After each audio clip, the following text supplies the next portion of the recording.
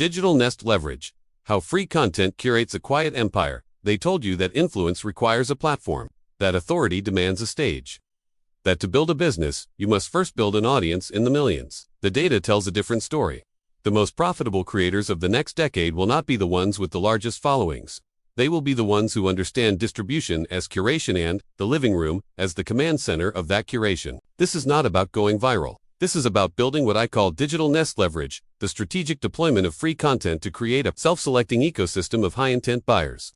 While the attention economy exhausts itself chasing clicks, you are building something quieter, something architectural. You are not broadcasting, you are curating. The shift is this: the home is no longer where you retreat from the market, it is where you architect the market.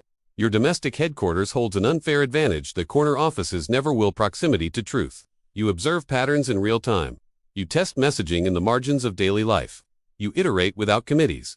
This is not limitation, this is overhead sovereignty. The archetype, the tactic. Let us examine the mechanism. Free content: articles, videos, essays, tutorials is not marketing. It is pre-qualification infrastructure. Every piece you release into the world acts as a filter. It attracts those who resonate with your worldview and repels those who do not.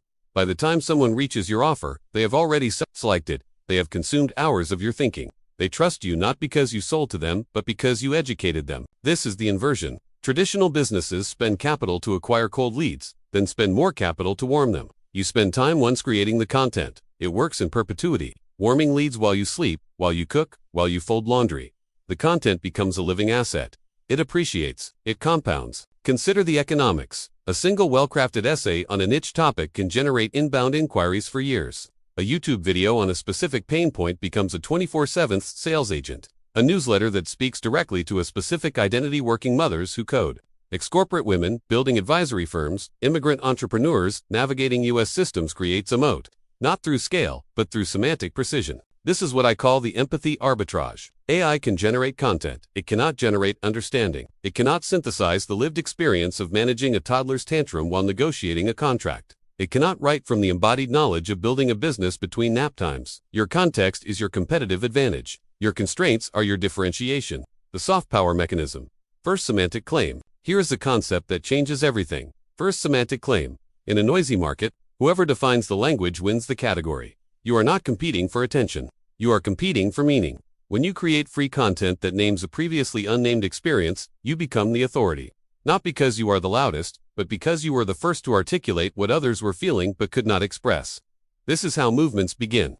Not with advertising budgets, but with linguistic precision. Example: before Marie Kondo, people cleaned. After Marie Kondo, they sparked joy. She did not invent tidying. She invented the framework for tidying. That framework became her empire. The free content, the book, the Netflix show, was not the product. It was the distribution system for the paid services, the courses, the certified consultants. You do not need a Netflix deal. You need a proprietary vocabulary. When someone in your niche encounters a problem, they should immediately think of the term you coined. That term becomes the search query. That search query leads to your content. That content leads to your offer. This is not a funnel. This is an intellectual supply chain. The living room economy understands this intuitively. Mothers have been naming experiences for generations. The witching hour, mom brain, mental load. These are not complaints. These are market signals. They indicate unmet needs. Unmet needs are opportunities. Free content that addresses these needs directly, without jargon, without gatekeeping, builds what traditional businesses call brand equity. But you are not building a brand. You are building trust architecture. The distribution advantage. Domestic asymmetry. Let us address the elephant in the room. The corporate world looks at the home-based entrepreneur and sees limitation. Small space, domestic interruptions. Lack of professionalism, they are measuring with the wrong instruments. What they miss: the home office operates with near zero overhead. No lease, no commute costs, no performance of productivity in open-plan offices. Your profit margins are structurally superior from day one. You can undercut corporate competitors not because you are cheaper, but because your cost structure is fundamentally different. What they miss further: the content you create from home carries an authenticity premium. The audience is exhausted by polished corporate content. They crave the unvarnished, the real. I recorded this while my kidnapped honesty. This is not unprofessionalism, this is relatability as market positioning. The objection you will hear: but I do not have time to create content. Let me reframe that. You do not have time not to. Every consultation call you take, every question a client asks, every problem you solve, that is content. The work is already happening. You are simply choosing whether to let it evaporate or to capture it. A single client session can become a blog post, 3 social media posts, a newsletter section, a podcast episode, a YouTube video. You are not creating more work. You are extracting more value from existing work. This is leverage. This is how you scale expertise without scaling hours. The asset upgrade, professionalizing the domestic HQ. At approximately this point, we must address infrastructure. To build an empire from a quiet room, you must respect your environment. The home office is not a makeshift solution. It is your primary asset. Treat it accordingly. I am going to recommend one specific tool, and I want you to understand it as capital expenditure, not consumption. When you work from home, the battle is not against distractions. It is against the perception of casualness, both yours and others. Your brain needs signals. Signals that work has begun. Signals that this space, though domestic, is professional. For deep work writing strategy, content creation, I use the Bose Quiet Comfort Ultra headphones. Not for music, for silence. When I place them over my ears, my nervous system understands. We are now in build mode. The ambient noise of the household does not disappear, but it recedes. My focus sharpens.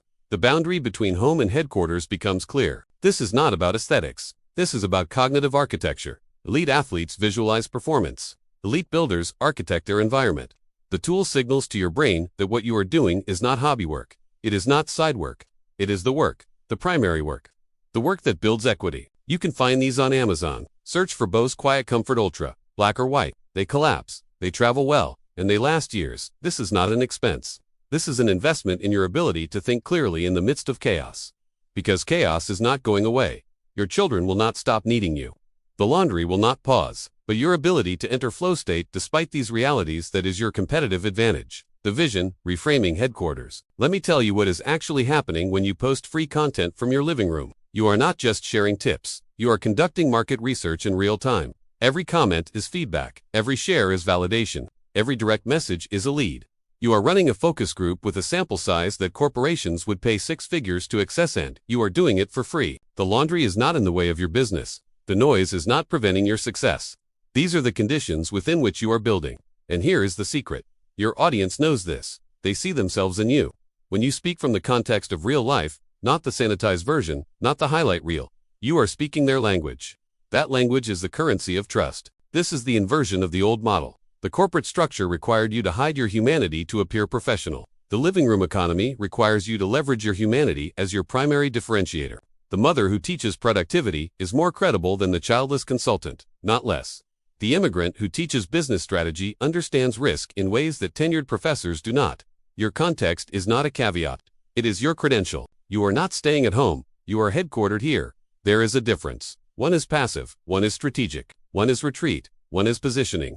You have chosen the location with the lowest overhead, the highest trust premium, and the most intimate access to your market. You have chosen the place where you can move fastest, iterate, cheapest, and observe most closely. The empire is not something you will build later, when conditions are perfect. The empire is being built now. Every piece of content you release is a brick. Every conversation you have is mortar. Every problem you solve for free becomes the proof of concept for what you will charge for later. You are not preparing to build. You are building while you prepare. The quiet empire. 5 years from now, when people ask how you built this, you will tell them the truth. Slowly, then, all at once. You will tell them about the essays no one read at first. The videos that got 12 views, the newsletter that started with 17 subscribers, 11 of whom were family. You will tell them that free content felt like shouting into a void until suddenly. It did not, because here is what happens with digital nest leverage. It accumulates, quietly, in the background, while you are living your life, and then one day, someone finds a piece you wrote 2 years ago, and it leads them to your offer, and they buy, and then it happens again, and again. The content you created once works forever. This is not passive income.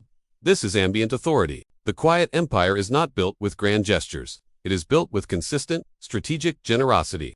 You give away your best thinking, not your only thinking.